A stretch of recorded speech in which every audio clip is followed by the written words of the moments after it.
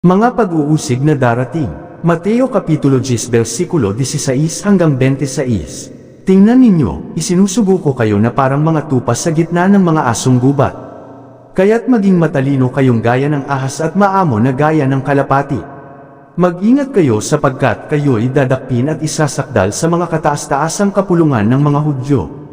Hahagupitin kayo sa kanilang mga sinagoga. Dadalhin kayo sa mga gobernador at mga hari ng dahil sa pagsunod ninyo sa akin, upang magpatotoo sa kanila at sa mga hentil.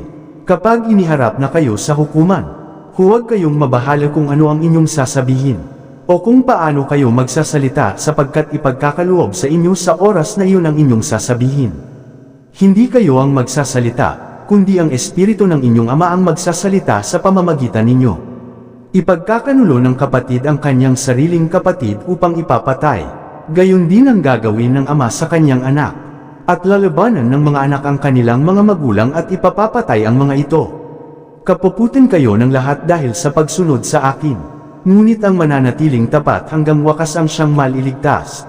Kapag inusig kayo sa isang bayan, tumakas kayo sa kasunod. Tandaan ninyo, bago ninyo mapuntahan ang lahat ng bayan ng Israel, darating na ang anak ng tao. Walang alagad na nakakahigit sa kanyang guro at walang aliping nakakahigit sa kanyang Panginoon. Sapat nang matulad ang alagad sa kanyang guro, at ang alipin sa kanyang Panginoon.